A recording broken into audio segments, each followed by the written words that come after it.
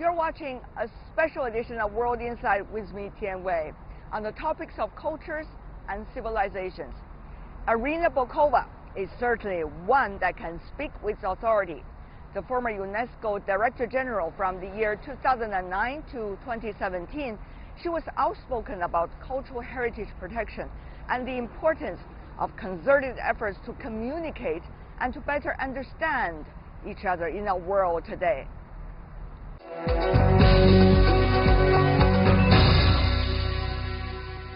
And I'm here in St. Petersburg International Economic Forum, joined by Irina Bokova, former Director General of UNESCO from the year 2009 and 2017. What a pleasure to see you, Irina. Thank you. It's not the first time we are meeting, right?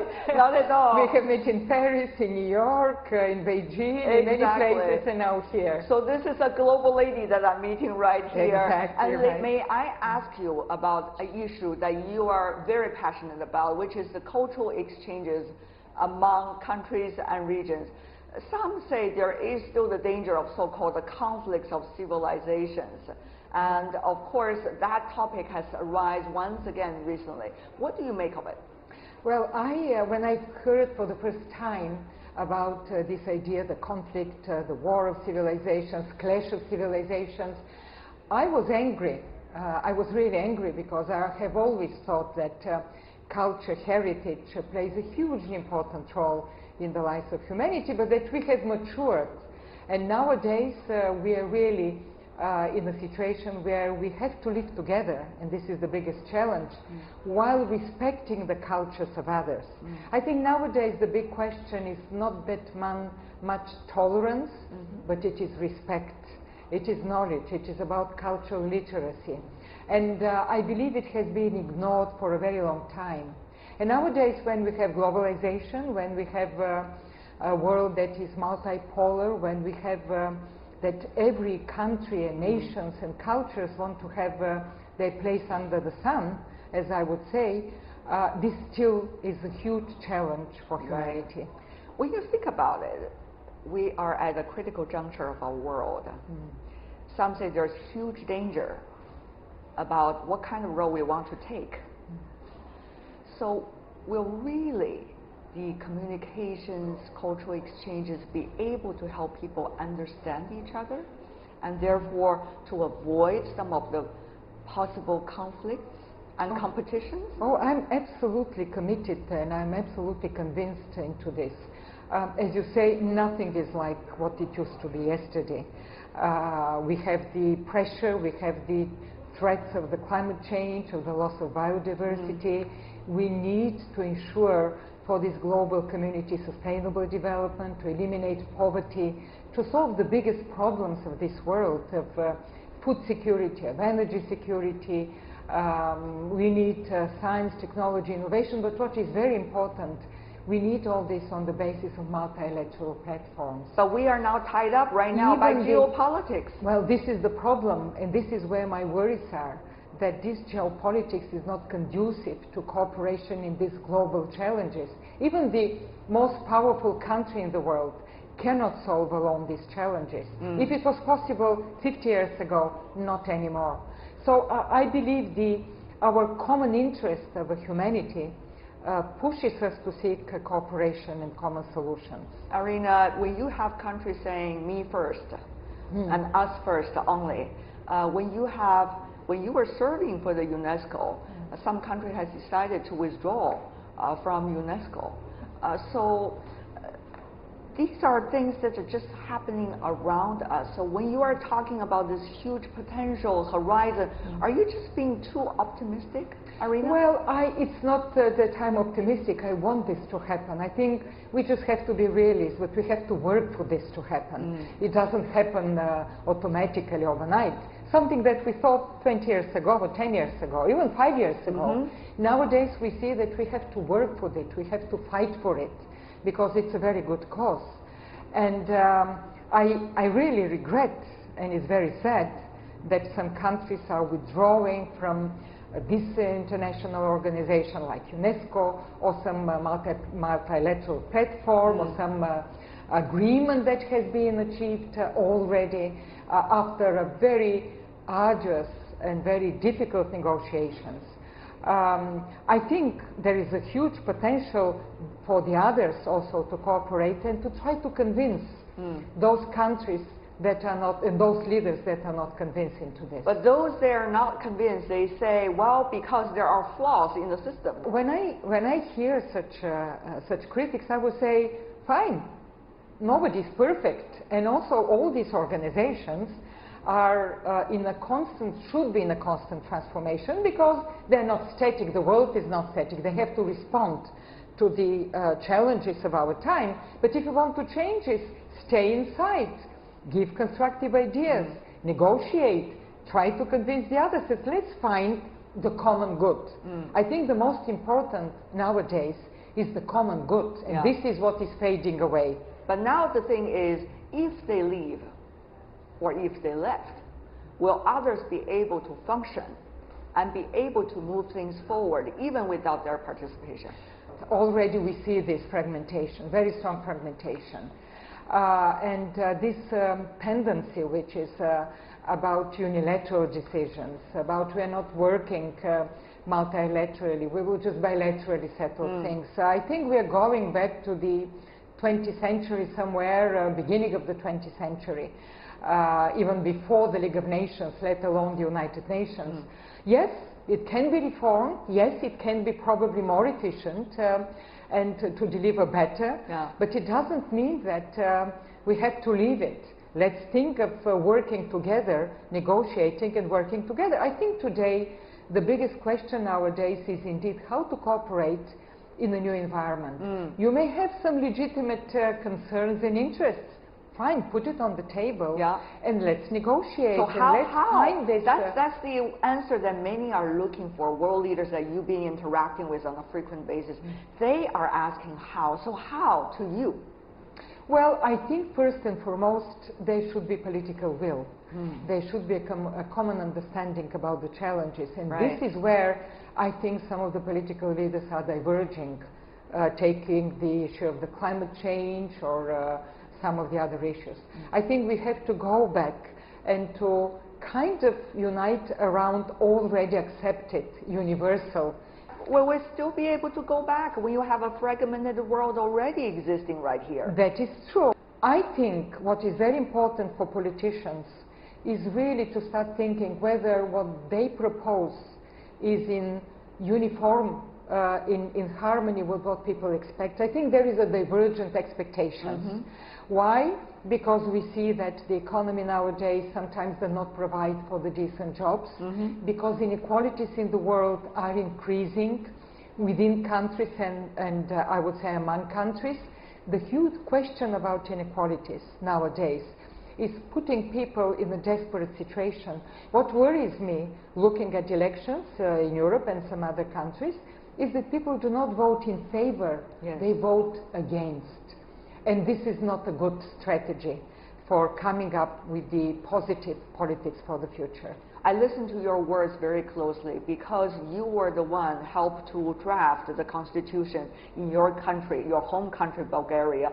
You were also serving as the foreign minister of your country and then working for the international system. You know, people are asking, okay, there are a lot of new forces now coming onto the international stage, but the question really is, will these new forces with some new mindset and a thought about fairness and growth, would that be strong enough to take hold of a fragmented world?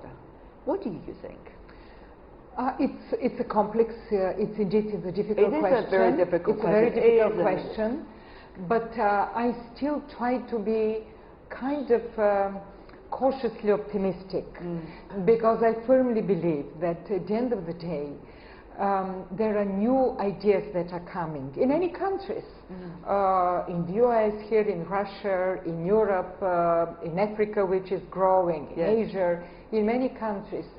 These are the ideas about the, for example, the green growth, about sustainability, even in countries which officially the governments do not support anymore these kind of ideas, mayors, cities are coming with this new idea. So the world is much more complex than it used to be 50 years ago. It's not just central governments that decide. No. There are mayors, as I said. There are businesses that are coming also with very good example of finding solutions and pushing the others to. There are communities, there are regions in countries which are more decentralized. There are academic institutions. It's a much more complex landscape where there are different players. And I count very much on these different players. Irina, we are here at St. Petersburg. So one of the questions is, of course, China and Russia, their role in the world are different from one another. But, what kinds of thoughts do you think when you are interacting with leaders from both countries, particularly China? You were talking to the Chinese top leadership very frequently when you were serving at UNESCO. What are the logics they have in their mind about a changing world, particularly about communication, which is your area when it comes to education, communication, and cultural preservation? Well, I have seen all through the years that I have been a Director General of UNESCO, and further on, in this particular case, the Chinese leadership with the United Nations, with multilateralism, globalization in different fora, assuming responsibilities, because being a big power is also a huge responsibility. Responsibility towards its own, of course, people, but also to the world. And it is not by chance, I believe, that China not just integrated the World Trade Organization beginning of the 2000s, but China was the one that is strongly supporting the climate agreement and taking very strong measures into this and moving, I would say, broader into the issues of communication, of exchange, the Belt and Road Initiative, and the kind of renaissance of the Silk Road, which passions me, because I think going to this notion in a contemporary, of course, manner and circumstances, where we see infrastructural projects and other, but also looking at the wonderful exchanges with the trade of science, of technology, of innovation, and culture. I think this is exactly what we need nowadays. Are you afraid that there will be, or would be, a possibility of another Cold War? Well, a technological war, an ideological war, as some have been talking about for quite some time? Well, this is something that really worries me in the recent, I would say, months, because I think we will lose what we have gained in the last decades, that we all can enjoy the fruits of this technological development for the benefit of humanity. And I'm afraid that if we start cutting it into pieces, we will lose an enormous potential for all of us to solve problems of health, of education, of better living for people, biodiversity, nature, the planet. If we lose this, I think it will be a disaster for the world. Do you think you're prepared for the worst scenario? That's a question I heard a lot recently. I know I try not to think about it, but maybe we have to be prepared, or rather to use the better arguments to prevent this. I think this is most important. Another issue I want to tackle with you, Irina, is of course about cultural heritage. You are the one connecting the dots between what is cultural preservation and what is service to the humanity. You say destroying the cultural heritage is a crime to humanity. That's a very, very strong statement. And that made a lot of miracle things happen. But Irina, it's still happening. The destroying and the damaging and also the bad influence to the cultural heritage. So what do you think is the way out? It's an ever-going battle. It's a war crime, indeed. And I'm happy that you mentioned this once again, because I'm convinced and I think we have advanced a lot into understanding and thinking about it. We have seen how important for the Security Council. Security Council adopted several resolutions, and I'm very grateful also to China, because it enthusiastically supported these resolutions on the trafficking of cultural objects and financing terrorism, extremism, on the linking between humanitarian situations and of training of peacekeepers. And I think now that China is becoming one of the biggest provider of peacekeepers to the United Nations, it's important that China shares this same vision. But I'm afraid, once again, in this changing geopolitics, that such issues may be considered to be secondary ones. And I have always said, and I continue to think and to fight for it, that protecting heritage is not a luxury that we have to leave it for after.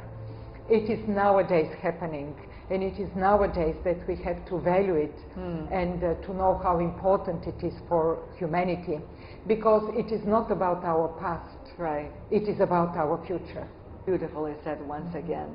Irina Bokova, former Director General of UNESCO from the year 2009 to 2017. What a pleasure, Irina, to see you once again. Thank you for your service. Thank you. Thank you very much for this opportunity. Thank you.